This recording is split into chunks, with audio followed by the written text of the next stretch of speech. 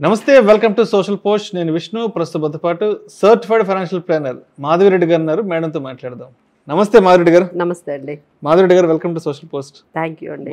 చాలా రోజులు అవుతుంది మనం వీకెండ్ మార్కెట్ అవుట్లుక్ ఆడియన్స్ కి అందించి. ఎస్, ఒకసారి 5th సెప్టెంబర్ ఫ్రైడే మార్కెట్ ఎక్కడ క్లోజ్ అయినా చూద్దాము. సెన్సెక్స్ విషయానికి వస్తే కేవలం 7 పాయింట్ల నష్టంతో 80,710 వద్ద క్లోజ్ అయింది. నిఫ్టీ విషయానికి వస్తే 6 పాయింట్ల లాభంతో 24,741 వద్ద క్లోజ్ అయింది. జస్ట్ ఫ్లాట్ గా, అంటే పెద్ద మార్కెట్ లో ఏం డిస్కషన్ కూడా లేదు. గురువారం సెప్టెంబర్ 4th GST రీవ్యాంప్ అయిన తర్వాత ఆ రోజు చాలా పాజిటివ్ గా మార్కెట్ రియాక్ట్ అయినాయి. బట్ మళ్ళీ శుక్రవారానికి పెద్ద మూమెంట్ ఎక్కడ లేదు, ఎరేజ్ అయిపోయినాయి. బట్ ఎందుకంటారు ఇంత పాజిటివ్ GST న్యూస్ ని మార్కెట్లు చాలా లైట్ తీసుకున్నాయి? అంటే ఇప్పుడు when the entire market sentiment ఎప్పుడైతే కొంచెం నెగిటివ్గా ఉందో, సో దానివల్ల ఏమవుతుందంటే ఎంత మీరు గుడ్ న్యూస్ కానీ పాజిటివ్ న్యూస్ మార్కెట్లోకి వచ్చినా అవన్నీ కూడా చాలా ఇగ్నోర్ చేస్తూ ఉంటుంది market. So this is what we're seeing. అంటే this is the best combination అండి. బెస్ట్ కాంబినేషన్ ఎలా అని చెప్తున్నాం అంటే, ఎప్పుడైతే ఈ మార్కెట్స్ అంటే కొంచెం ఎకానమీని ముందుకు తీసుకెళ్ళాలి, 6 ట్రిలియన్కి తీసుకెళ్ళాలి, తర్వాత మనం మనము 3rd లార్జెస్ట్ ఎకానమీకి వెళ్ళాలి అని చాలా మన వైపు నుంచి స్టార్ట్ చేశారండి. దట్ ఈస్ స్టార్టెడ్ విత్ మీకు బిగ్గెస్ట్ న్యూస్ ఎక్కడ స్టార్ట్ అయిందంటే ఐటీ.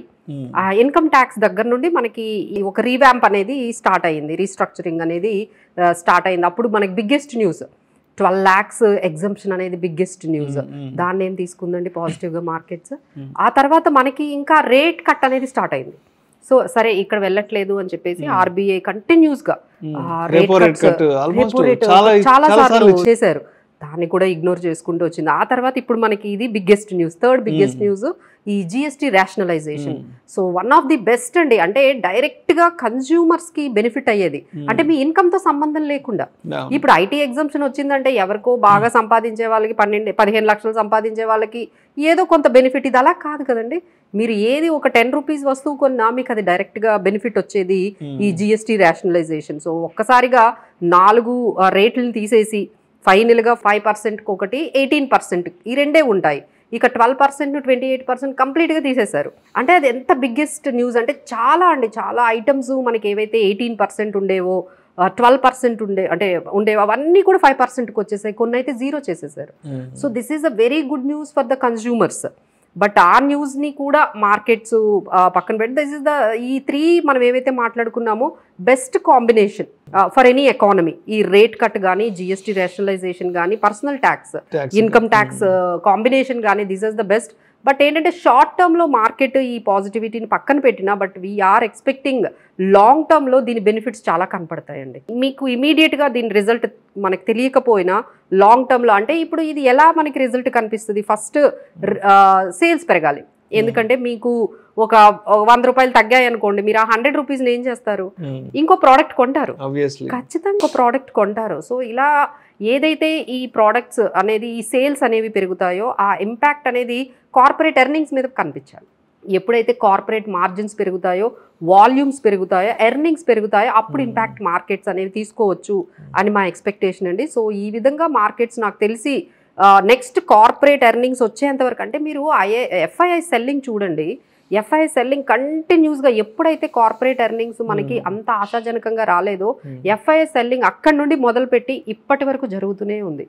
సో ఇది ఎప్పుడు ఆగుతుంది, ఎప్పుడు వాళ్ళు బయర్స్గా టర్న్ అవుతారంటే, నెక్స్ట్ ఎప్పుడైతే కార్పొరేట్ ఎర్నింగ్స్ మంచి బెటర్ రిజల్ట్స్ కానీ వాళ్ళు ఇవ్వగలిగితే definitely FIIs will come back. ఎందుకంటే వాల్యూషన్స్ ఎక్కువగా ఉన్నాయి అనే ఒక మ్యాటర్తోనే వాళ్ళు వెనక్కి వెళ్ళిపోతూ ఉన్నారు. సో ఎప్పుడైతే మనం వాల్యూషన్స్ చూపించగలుగుతామో, ఎర్నింగ్స్ ద్వారా, మన మార్జిన్స్ ద్వారా కార్పొరేట్ ఎర్నింగ్స్ మనకు బెటర్గా వస్తాయో, అప్పుడు అంతా కూడా కంబ్యాక్ అవుతుందండి. బట్ ఇంత ఇష్యూస్ అంటే ట్రంప్ టారిఫ్స్ ఒకవైపు, FII సెల్లింగ్ ఒకవైపు, ఇవన్నీ కూడా మనకి గ్లోబల్గా వచ్చిన న్యూసెస్. సో దానివల్ల మనకి ఇండియాలో ఎంత పాజిటివ్ న్యూస్ వచ్చినా మనకి డొమెస్టిక్గా దాన్ని ఇగ్నోర్ చేస్తున్నారండి. సో ఈ గ్లోబల్ న్యూస్ అంతా కూడా ఇంత రెసిలియంట్గా అయినా మార్కెట్స్ టచ్ వుడ్ కొంచెం బెటర్గానే ఉన్నాయండి. సో ఎందుకు అంటే DIIs బాగా ఇన్వెస్ట్ చేస్తున్నారు. వాళ్ళు ఎంత సెల్ చేస్తున్నారో మనం అంతా, అంటే FIIs అయితే ఏమాత్రం తగ్గలేదు, అంటే DIIs అంటే SIPs ఎస్ఐపిస్ ఫ్లోస్ ఇంత నెగిటివ్ మార్కెట్లో కూడా పెరుగుతూనే ఉన్నాయండి month on month. So that we can understand investors confidence అయితే ఎక్కడికి వెళ్ళలేదు. Investors are still sticking with the equity. So last 7-8 monthsగా ట్రంప్ మార్కెట్లని ఎంత డ్యామేజ్ చేశారో, ఆయన ప్రవర్తన ఎలా ఉండింది అంతా చూసేసాం. ప్రస్తుతం ఎలా ఉంది? ఎందుకంటే ప్రస్తుతం ఇండియా రష్యా చాలా క్లోజ్గా ఉన్నాయి, బట్ ఇది ట్రంప్ మానిటర్ చేస్తున్నారు.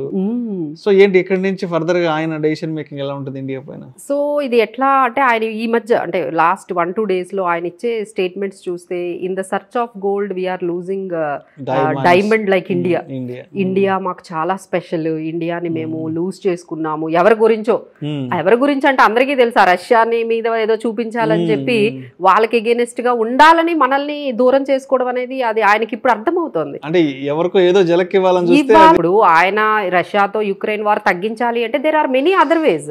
దాన్ని వేరే వాళ్ళని పనిష్ చేసి మీరు యుద్ధం ఆపాలనుకోవడం అది ఎలాంటి పరిణామాలకి దారితీస్తుందా అని అందరూ కూడా ఆయన క్వశ్చన్ చేస్తున్నారు. Why are punishing India for Ukraine and Russia war?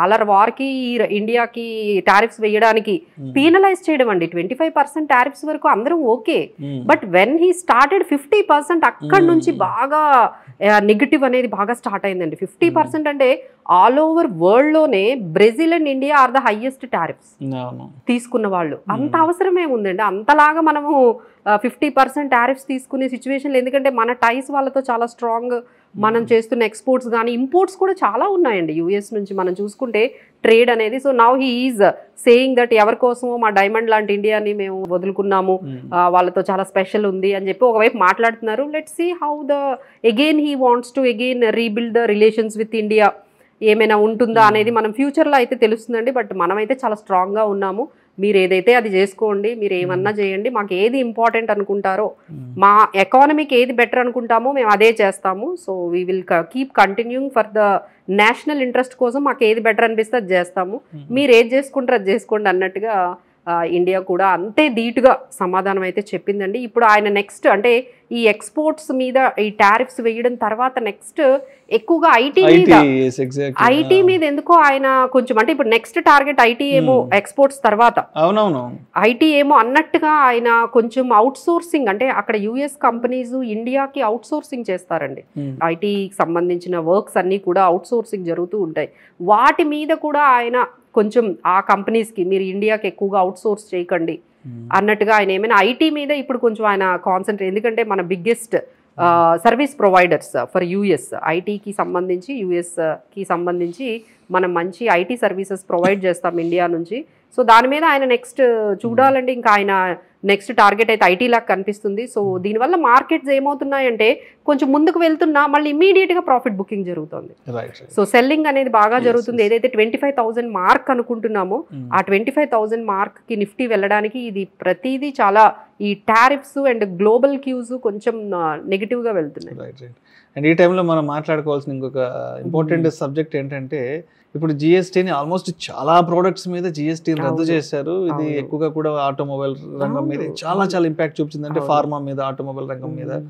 So ఇప్పుడు ఈ జిఎస్టీ రీవ్యాంప్ తర్వాత అంటే సెక్టోరియల్గా లేదంటే స్టాక్స్ పరంగా ఏ స్టాక్స్ బాగా బెనిఫిట్ అవ్వచ్చు, వీటిల్లో మొమెంటం ఉండొచ్చు, మనం ఒకవేళ ఒక లాంగ్ టర్మ్కి తీసుకోవాలి అనుకుంటే అంటే మన రాడార్లో పెట్టుకోవాల్సినవి ఉన్నాయి? సో ఆల్రెడీ అయితే మార్కెట్లో అయితే ఆ ఇన్ఫర్మేషన్ అంతా పాస్ అయిపోతుందండి. మా దగ్గర కూడా మెసేజెస్ వస్తున్నాయి, ఈ కార్ మీద 75,000 తగ్గే డిస్కౌంట్, ఈ కార్ మీద ₹1,00,000 తగ్గబోతున్నాయి అని చెప్పి ఆల్రెడీ వాళ్ళు రేట్ కార్డ్స్ మీద బేస్ చేసుకొని సేల్స్ని ఇంప్రూవ్ చేసుకుంటున్నారు. ఎందుకంటే నెక్స్ట్ వచ్చేది దసరా, దివాళీ, ఆ టైంలో బాగా కార్స్ ని ఆటోమొబైల్ ఎక్కువగా కొత్త కార్స్ ని తీసుకోవడానికి ఇష్టపడుతూ ఉంటారు. ఒకవైపు ఈ జిఎస్టీ కూడా కొంచెం మనకి పాజిటివ్ గా అయ్యి మంచి మీకు ఎప్పుడైతే కార్ కొనుక్కోవాలి అనుకుంటున్నారు, సో ఇప్పుడు ఒక్కసారి 1,50,000 1 lakh తగ్గింది అనుకోండి, యూ ఫీల్ మోర్ పాజిటివ్, అరే తీసుకుందాము అనేది. ఇంకోవైపు రేట్ కట్ కూడా చాలా వరకు జరిగింది. సో ఈ రెండు కాంబినేషన్స్ తో auto sales might be improving this Dasara and Diwali అని ఎక్స్పెక్ట్ చేస్తున్నారు.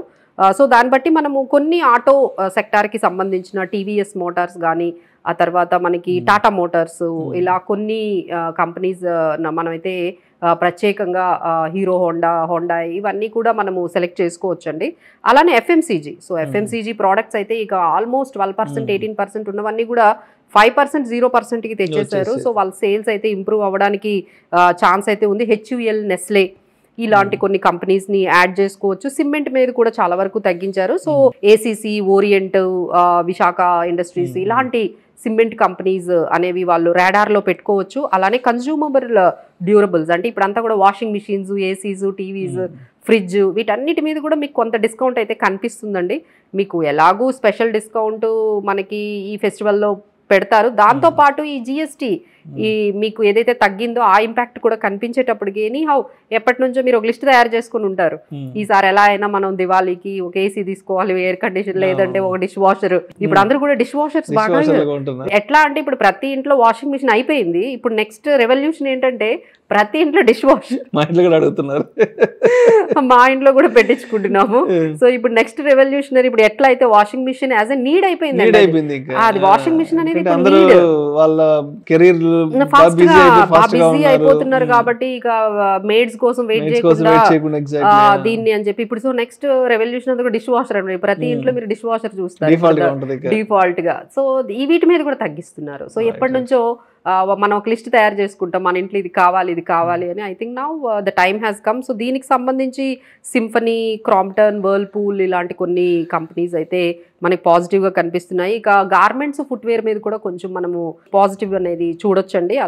బాటా ఇండియా ఇలాంటి కొన్ని స్టాక్స్, ఇవన్నీ మనం కొన్ని ఎగ్జాంపుల్స్ చెప్పాము. సో ఈ సెక్టార్స్ ఏవైతే మనం పర్టికులర్గా ఆటోస్, ఎఫ్ఎంసీజీ, సిమెంట్, ఆ తర్వాత కన్జ్యూమరబుల్ డ్యూరబుల్స్, ఫుట్వేర్ ఇలాంటి సెక్టార్స్ని వాళ్ళు కొంచెం చూస్ చేసుకొని రేడార్లో పెట్టుకొని మార్కెట్లో ఎప్పుడైతే ఆపర్చునిటీ వచ్చిందో వాటిని లాంగ్ టర్మ్గా బై చేసుకొని పెట్టుకుంటే మంచి వెల్త్ క్రియేషన్ అవుతుందండి. సో అండ్ ఇప్పటి వరకు అంటే జిఎస్టీ వల్ల తగ్గిన వస్తువుల గురించి, జిఎస్టీ వల్ల బాగా కొంత కంఫర్ట్ జోన్లోకి వచ్చిన సెక్టార్ స్టాక్స్ గురించి మాట్లాడుకున్నాం. అసలు తగ్గని వాటి గురించి ఒక 2 విషయాలు మాట్లాడుకుందాం. Gold and silver. 24 carats gold 10 grams విషయానికి వస్తే ఆల్మోస్ట్ 1,10,000కి వెళ్ళిపోయింది. అండ్ 24 క్యారెట్స్కి వస్తే 98,000, 99,000 అంటే ఇంక్లూడింగ్ విత్ 3% జిఎస్టీ ఎంతో ఉంటుంది.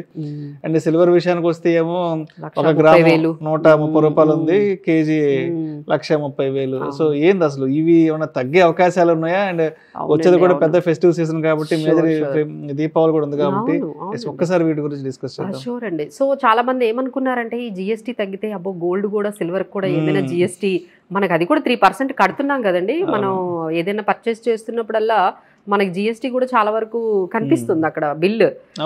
సో అది కొంచెమైనా రిలీఫ్ రావాలి, ఎందుకంటే ప్రైజెస్ అనేవి మన చేతిలో లేదు, అది ఇంటర్నేషనల్ ప్రైజెస్. బట్ జిఎస్టీ మన చేతిలో ఉంది కదా, సో ఏమైనా తగ్గిస్తారంటే. But GST is kept especially for the essential goods, regular గా మనం వాడే నిత్య అవసరాలు, ఒక రోజు కొనుక్కునేవి, రోజు వాడుకునే అవసరాలకు సామాన్లు, షాంపూస్ ఇవన్నీ కూడా, సబ్బులు, పేస్ట్లు ఇవన్నీ. So gold is not necessary కదండి.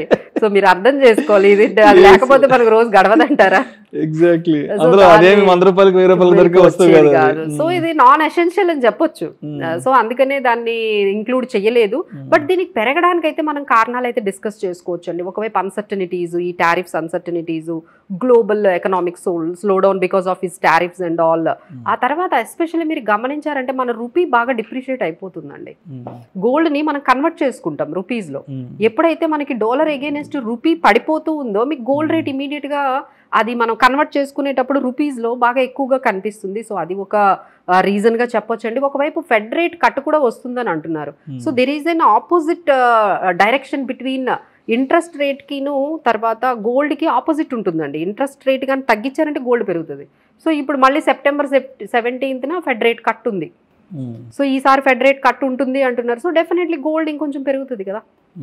సో ఈ విధంగా అక్కడ కూడా బాండ్స్ లో కూడా చాలా మంది ఏంటంటే అక్కడ బాండ్స్ అంటే యుఎస్ లో బాండ్ ఈల్డ్స్ మీద, బాండ్స్ మీద అంత పాజిటివ్ గా లేరు. ఆ మనీ అంతా కూడా గోల్డ్ ఇంకా సేఫెస్ట్ అని అటు వచ్చేస్తుందండి. So money is flowing all the safest haven from the US bonds to here and rate cut వల్ల పెరగడము.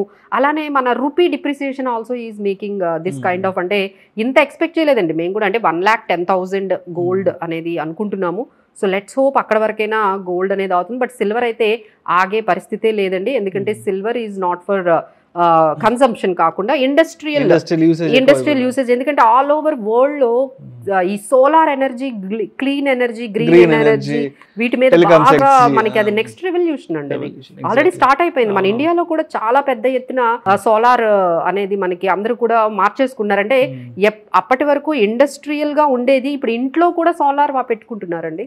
అంటే we're converting all our energy, అంటే పవర్ తగ్గించుకోవడానికి చాలా మంది సోలార్ సెటప్స్ ని పెట్టుకుంటున్నారు ఇండివిజువల్ గా. మామూలు రెసిడెన్షియల్ హౌసెస్ కూడా, అంటే మనం కమర్షియల్ హౌసెస్ కి అనుకుంటున్నాం కానీ రెసిడెన్షియల్ గా కూడా ఈ సోలార్ ఎనర్జీని వాడుతున్నారు. కాబట్టి యూమేసి లైక్ 1,50,000 అయిపోయినా దివాళీకి ఆశ్చర్యపోకర్లేదు. సిల్వర్, గోల్డ్ అయితే మాత్రం 1,10,000 అని అనుకుంటున్నాం. Let's hope so. సో అంటే మార్కెట్ క్లోజింగ్ గా కన్క్లూజన్ గా సో 8th మండే సోమవారంకి మార్కెట్స్ ఎక్కడ ఉన్నాయి, అదేవిధంగా రెసిస్టెన్స్ సపోర్ట్ లెవెల్స్ ఎక్కడ తగ్గినాయి, నిఫ్టీ ఇంకా ఎంతవరకు మనం ఎక్స్పెక్ట్ చేస్తాం? షూర్ అండి. సో మార్కెట్స్ అయితే ఒక కన్సాలిడేషన్ అని చెప్పొచ్చు. ప్రాఫిట్ బుకింగ్ అంటే ఎప్పుడైతే 24,800 వెళ్తోందో దగ్గరికి ఇమ్మీడియట్ గా ప్రాఫిట్ బుకింగ్ జరుగుతోంది. సో అది 25,000 అనేది మనకి బాగా రెసిస్టెన్స్ అండి. 25,000 24,800 కల్లాగానే అక్కడ నుంచి మార్కెట్స్ వెనక్కి రావడము. తర్వాత మనకి సపోర్ట్ లెవెల్స్ అయితే షార్ట్ టర్మ్ రేంజ్ చూసుకున్నట్లయితే 24,500 అనేది మంచి సపోర్ట్ లెవెల్ అనేది కనిపిస్తుంది. ఇది ఇమ్మీడియట్ రేంజ్ 24,500 అండ్ 25,000 24,800 మధ్యలో మార్కెట్స్ ఇమ్మీడియట్ గా ఉండబోతున్నాయి. బట్ బ్రాడర్ రేంజ్ చూసుకున్నట్లయితే 24,200 అండ్ 25,200 అనేది మనకి సపోర్ట్ లెవెల్స్ ఏమో 24,200 అండ్ రెసిస్టెన్స్ లెవెల్ 25,200. ఈ మధ్య మనకి longer and broader range. Thank you so much Madhavi Reddy గారు. Thank you so much.